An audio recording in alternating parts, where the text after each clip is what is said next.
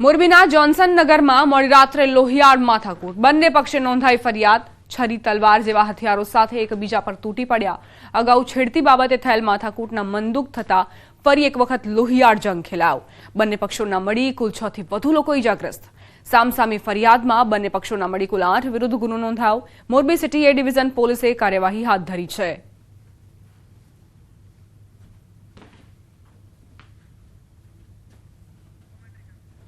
તો મોરબીનો આ બનાવ જેમાં છેડતીને લઈને ફરી એક વખત મારામારી પર ઉતરી આવ્યા બે પક્ષો છરી તલવાર જેવા હથિયારો સાથે એકબીજા પર તૂટી પડ્યા।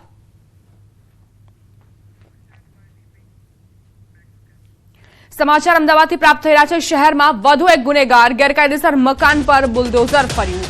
નરોડાના મુઠિયા ગામના કુખ્યાત બુટલેગર ગેરકાયદેસર મકાન તોડી પડાઈ રહ્યું છે।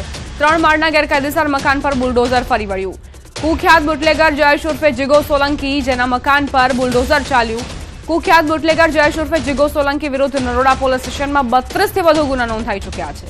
બુટલેગર જયેશ વિરુદ્ધ પ્રોહિબિશન અને પોલીસ પર હુમલો કરવાની ટેવ પણ ધરાવે છે। બુટલેગર જયેશ ઉર્ફે જીગો સોલંકી જેની સામે કાર્યવાહી કરવામાં આવી છે। ડેમોલેશનની કાર્યવાહી કરાઈ છે।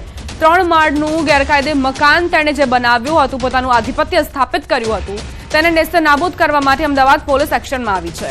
નરોડામાં ગેરકાયદે દબાણો પર બુલડોઝર ફરી વળ્યું છે અને તેના ભાગરૂપે કુખ્યાત બુટલેગરના મકાનને પણ નેસ્તનાબૂદ ધરાશાયી કરી દેવાયું છે। સતત તેની પર આરોપો મૂકવામાં આવતા હતા અને 32 ગુના પણ તેની વિરુદ્ધ નોંધાઈ ચૂક્યા છે। ગુનાહિત ઇતિહાસ ધરાવે છે આ જીગો સોલંકી।